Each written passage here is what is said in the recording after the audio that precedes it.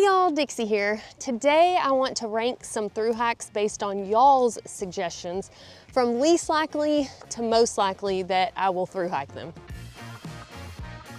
This is kind of a follow-up to my last video where I ranked the trails that I've already thru hiked in the order in which I would thru hike them again. And in the comments, y'all made a lot of suggestions of cool trails that I haven't done, and I thought I should address those and talk about which ones I'd actually do and, you know, how exciting they seem to me. So let's get started. First up, and on the least likely side of things, is the North Country Trail. For those of y'all who are not familiar with it, the North Country Trail is 4,800 miles long and it spans from North Dakota to Vermont. Not very many people have thru hiked this trail. I have heard that it's a great trail and I'm sure it is, but just not for me. I have had y'all mention this trail to me a lot, and I've actually talked about in a video before why I would never do it. The first reason being that I don't like being that cold. I do get that you can start in the warmest season, but when you're that high up in latitude, I mean, is there really a warm season? You know, you're like right up on Canada the whole time. I have actually done a very, very small portion of this trail. The Pictured Rocks section, which is its own separate thing, the Lakeshore Trail, it was absolutely stunning, and I'm sure the rest of the North Country Trail is great, but something I would continue to do sections of in the prime heat of the summer. But yeah, just not likely to thru hike it. Next up is the Ice Age Trail. This is in Wisconsin. It winds through about 1,200 miles of Wisconsin. So it's a pretty long thru hike for it being contained in one state. This trail does look nice. It seems to be something that the people of Wisconsin are very proud of. And I am sure that it would be something I would enjoy doing parts and pieces of here and there, section hikes, especially because I've not done any backpacking in Wisconsin yet, and I always like to add states to the backpacked in list. But as far as a thru hike goes, if I'm gonna do 1,200 miles, I would like to see different areas, different states, and I mean, I could knock out like 4 or 5 shorter thru hikes in the time that I could do, you know, one thru hike of the Ice Age Trail. So it's definitely not something that I'm planning to thru hike anytime soon. The John Muir Trail, or as it is commonly known, the JMT. And this is one of the first trails that I would actually consider thru hiking. This is a 200-mile trail that runs through the Sierra Nevada in California. And the reason it's ranked lower on my actual would thru hike list is because I've spent time in the Sierras while I was thru hiking the Pacific Crest Trail, and I've done about 75 to 80% of this trail because so many of the miles overlap with the Pacific Crest Trail. But I would like to go back to the Sierra when it's not extremely dangerous and the rivers aren't trying to kill me. So it is something that I would consider going back and doing a thru hike of this trail to go see that area when it's in a normal snow year. Next up is the Superior Hiking Trail. This one is located in Minnesota and traverses about 310 miles of the shore of Lake Superior. It looks beautiful, and it would mark another state off of my backpacked in list if I went and did it. Never backpacked in Minnesota. And it's actually part of the North Country Trail, so it could be one of those sections that I could complete. And if it's anything like Pictured Rocks, which was one of my favorite places that I've ever backpacked in, then it would certainly be a treat to do. And the next trail I want to talk about is the Vermont Long Trail. This trail is about 270 miles through the Green Mountains of Vermont, which were one of my favorite mountain ranges when I thru hiked the Appalachian Trail. Vermont was just one of my favorite states. It was really stunning and not as difficult as the White Mountains. Now, I have heard that the miles that crisscross between the Vermont Long Trail and the AT, there is some overlap there. Those are like the easier miles of the Long Trail, but I would still like to go and explore more of Vermont because I found it so pretty. But because I have backpacked in that area before, this trail also falls kind of lower on my bucket list of through hikes to do. And as a side note, the Vermont Long Trail also overlaps some with the North Country Trail. As you can see, the North Country Trail, like I mentioned, is very, very long. Next is the Colorado Trail. This one spans from Denver to Durango for about 500 miles. And I just really love Colorado. And I know some folks are probably thinking, well, you've also been through Colorado and on some of the Colorado Trail when you were doing the Continental Divide Trail.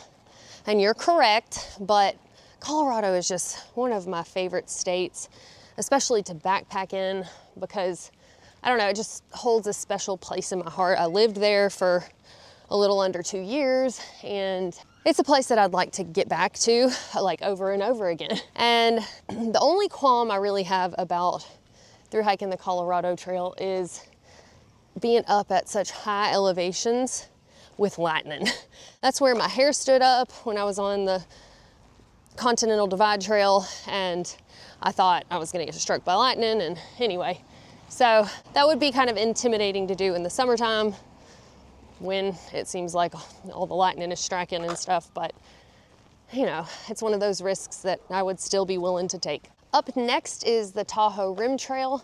This trail is 170 miles around Lake Tahoe. Some of the trail, just like some of the lake, is in California and some of it is in Nevada. I do love a good old loop trail. I don't know what the parking situation is at any of the starting points, but it would be nice if you could just park it and leave it. But I guess regardless, your starting point and ending point would be the same. And so however you figured out logistics for getting there, you should be able to just kind of reverse that and go the opposite route. There's just something about not having to figure out transportation at 2 different ends. This trail does share about 50 miles with the Pacific Crest Trail, so I've done a little less than a third of this trail already, but I remember when I was through hiking the Pacific Crest Trail, I was like, you know, I could come back and do this Tahoe Rim Trail. It looks like it'd be pretty neat. Next, the Ozark Highlands Trail. This trail is over 200 miles and goes through the Ozark Mountains, which look absolutely lovely. For those who are not familiar with this trail, it is in northwest Arkansas. And a lot of y'all also mentioned the Ouachita Trail. And I kind of thought I should talk about these together because the likelihood that I would hike both of them, at least in like a similar time frame, you know, close together, is not likely. I'd kind of have to pick one or the other because I feel like, you know, they're in a pretty similar part of the world. The Ouachita Trail is in Arkansas and Oklahoma. So I have done some hiking in the Ouachita Mountains when I went and did part of the Eagle Rock Loop for the eclipse. And if y'all haven't seen that video, highly recommend checking it out. But anyhow, I would like to explore the Ozarks, but given that the Ozark Highlands Trail is all in Arkansas and the Ouachita Trail would help me mark off Oklahoma from the to-do bucket list of, you know, backpacking in all 50 states. I don't know, it'd be tough. It'd be a tough call to decide which one I want to do. They are both over 200 miles. So if y'all have backpacked both of those trails, or especially through hiked both of those trails, I would love to hear which one you think is better. Next, the Sheltowee Trace Trail. This trail runs 343 miles from the northern boundary of Daniel Boone National Forest in Kentucky to the southern boundary of Big Fork National River and Recreation Area in Tennessee. The Red River Gorge is something I've wanted to see for a while. I got to go do like a very, very, very small piece of the Sheltowee Trace Trail, and I didn't plan great, so most of what I got to do was road walking, and unfortunately my trip got canceled early because my dog Hank got sick and ended up passing away. And you know, man, it sounds like a country song, but so I feel like I've got some unfinished business with that one. But yeah, the Red River Gorge Natural Bridge area, I've heard all of that is absolutely amazing. The pictures look fantastic. And so it's something that I want to get back and actually knock out the whole thing. Next is the Wonderland Trail. This one is a 93-mile loop trail in Mount Rainier National Park, and it is a highly sought after permit to get. So it's something that a lot of folks have on their bucket list for a long time.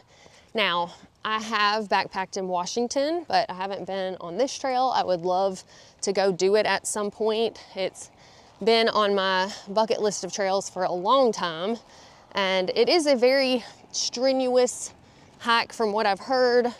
And you know, you're either carrying food for 93 miles or you've got to cache it, and so there are some logistics to handle, but considering how often people do it, I think it would be pretty easy to figure out. But yeah, I think it's one of those once in a lifetime things that would just be a really great experience. And I mean, of course, can't complain about the views. The Lost Coast Trail is the one I want to talk about next, and it's approximately 55 miles or so through California's coast in Humboldt County. And I had to Google it to make sure I was not mistaken, but I don't know if y'all have seen Netflix's Murder Mountain, but that's Humboldt County. I assume you are absolutely safe though, you know, not being involved in the marijuana industry up in the woods and such. You know, you're over on the coast, and I'm sure it's just fine. But a lot of folks have bragged on this trail about how it's just like raw coastline. And I mean, it seems kind of cool to me that maybe this is silly, but that high tide is something you have to be concerned about with several pieces of it, because it becomes impassable, and that would just be a whole new challenge that I've never had to deal with before. And I'm always up for exploring places that are different and unique compared to, you know, the other stuff I've already done. Next is the Te Araroa. I know I always kind of say that wrong and the New Zealanders cringe at me, but I mean, I'm from Alabama, I'm sorry, I'm trying my best. So we'll just call it the TA to be safe. But the TA is approximately 1,900 miles and stretches across both islands of New Zealand, and has been something I wanted to do for a long time. I had really wanted to do the TA right around the time COVID hit, and it just kind of killed that dream and fell through the cracks, and I just haven't been able to bring it back since and really make it work with other things going on in life. So it is still high up on the bucket through hike list, and is something that I definitely want to do at some point. Next, the King's Trail in Sweden. It's 275 miles, and apparently there are some huts along the way, which makes it sound super inviting. This one seems to have epic views, and the highest point of this trail is below 4,000 feet above sea level. So altitude sickness would be pretty much non-existent, which is nice to not have to stress about that, especially considering the still epic views that you get. There's a chance to see reindeer, which I mean, would be pretty magical. And if you're brave enough to do it late in the season, then there's a chance you could see some northern lights. I probably wouldn't want to push it that late, but you know, it's something that you could do, but might be best to just wait and do a separate trip. And last but not least of y'all's suggestions, at the top of my current bucket list of through hikes is the Centennial Trail in South Dakota. This trail winds 128 miles through the Black Hills area. I know this one might seem kind of off the wall to be the top of my through hiking list right now, but it just seems very different from other through hikes that I've done. Like I said, I'm always looking to see new scenery, and it's something that I was wanting to do and had kind of planned to do after I got done with my hiking in Idaho. But then I had issues with my heart, was rescued off of a mountain by a helicopter, and then got married and pregnant not long after, and you know, the Arizona Trail came, and so life just kind of happened and it got pushed to the back burner. But with it being a shorter through hike, it is more feasible for me right now at this time. So anyway, I'd like to get out there sooner rather than later. I also have a couple of honorable mentions that I don't think anybody else listed in the comments, but they do seem like really cool trails, so I want to bring them up. First is the Great Himalaya Trail. This is the world's longest and highest alpine trekking route that stretches over 1,000 miles across Nepal, which, right, sounds amazing. Allegedly, it takes 150 days to complete, so for me, it would probably take way longer. It has really high technical routes, some with passes over 20,000 feet. It also apparently has some lower routes, which I would enjoy a lot more, you know, being down here and looking at the mountains up there, but it would be an epic journey either way. And then there is the Greater Patagonia Trail. It's really kind of a knitting together of trails that are in existence. It's like an informal through hike, but it's about 1,850 miles in Chile, and it runs through a lot of remote areas. It traverses the Andes, and I mean, it just looks absolutely stunning. I think it would be something really cool to do. I like both of these trails, like the sound of them. I don't think they're super feasible for me right now, but I just wanted to mention them in case somebody out there did want to do something like this. I thought it would be a good idea to highlight. But anyway, that is all I have for y'all today. Thank y'all so much for watching and for all of your through hiking suggestions. It's definitely put some more on the map for me that I might not have considered otherwise. But anyway, thank y'all so much for watching, and we will see y'all next time.